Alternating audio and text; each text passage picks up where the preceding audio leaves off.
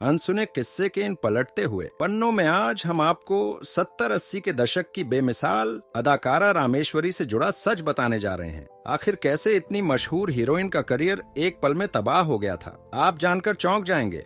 1977 की बात है। राजश्री प्रोडक्शन की एक फिल्म आई, दुल्हन वही जो पिया मन भाए।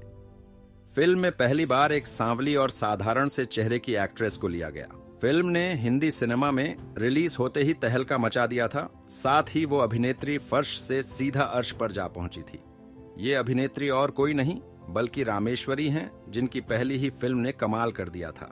तल्लूरी रामेश्वरी का जन्म आंध्र प्रदेश के काकीनाडा में 6 जनवरी 1958 के दिन हुआ था। बचपन से ही रामेश्वरी को उनके दोस्त हीरोइन कहकर पुकारा करते थे।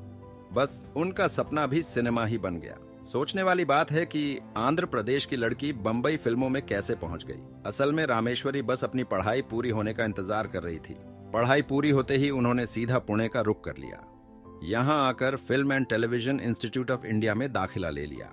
अभिनय की बारीकियां सीखी और 1975 में एक्टिंग में ग्रेजुएट बनकर निकली। इत्तेफाक की बात है कि इसी दौरान राजश्री प्रोडक्शन वाले एक फिल्म प्लान कर रहे थे, जिसके लिए उनको एक सांवली रंग वाली साधारण सी अभिनेत्री की तलाश थी। रामेश्वरी को यह बात पता लगी तो उन्होंने ऑडिशन दिया और फिल्म में कम्मो के किरदार के लिए चुन ली गई। फिल्म वही थी, दुल्हन वही जो पिया मन भाए।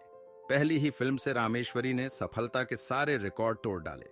लोगों को उनके भीतर जया भादुरी की छवि दिखने लगी।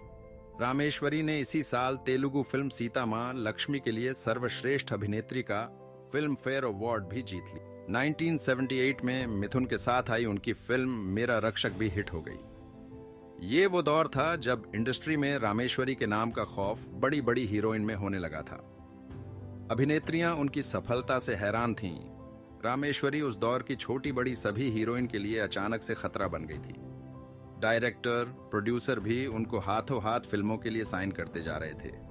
मगर फिर अचानक सब कुछ बदल गया। उनकी किस्मत ने धोखा दे दिया। ये बात 1989 की है।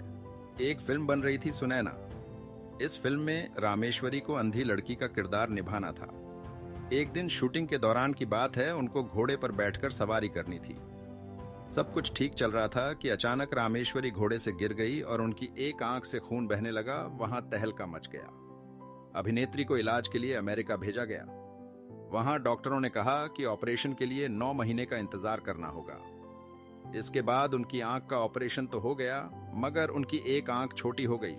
बस यहीं से उनके सुपरहिट करियर में ग्रहण लग गया। रामेश्वरी को फिल्मों में लीड रोल मिलना बंद हो गए।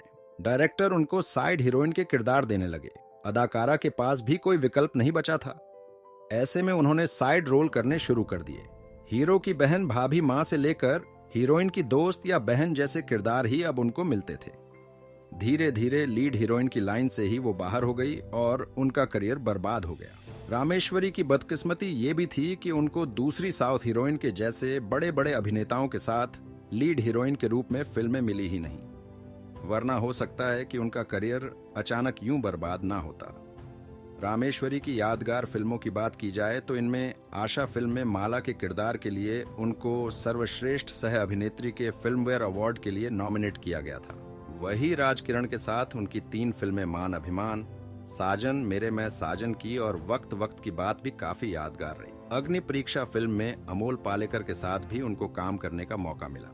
निजी जीवन की बात करें तो रामेश्वरी जब पुणे में पेआरएच रही थी, इसी दौरान उनके जीवन में एक पंजाबी LDDDHK ने दस्तक दी, जिसका नाम दीपक सेठ था। दोनों को प्यार हो गया और दोनों ने शादी भी कर ली। दीपक आगे चलकर पंजाबी फिल्मों के अभिनेता और डायरेक्टर भी बने। दोनों के 2 बेटे हुए, भास्कर प्रताप और सूर्य प्रेम। आखिरी बार रामेश्वरी साल 2011 में आई फालतू फिल्म में नजर आई थी। वैसे वो अब अपना बिजनेस शुरू कर चुकी हैं। उन्होंने नेमली नेचुरल्स के नाम से अपना एक ब्रांड शुरू किया है, जिसमें वो नेचुरल स्किन केयर और आरोमा थेरेपी प्रोडक्ट बनाती है। दोस्तों, आपको रामेश्वरी कैसी लगती है? उनका कौन सा किरदार या फिल्म आपको याद है? हमें कमेंट में जरूर बताइए। ऐसे और भी किस्सों को सुनने के लिए अभी सब्सक्राइब करिए हमारे चैनल अनसुने किस्से को।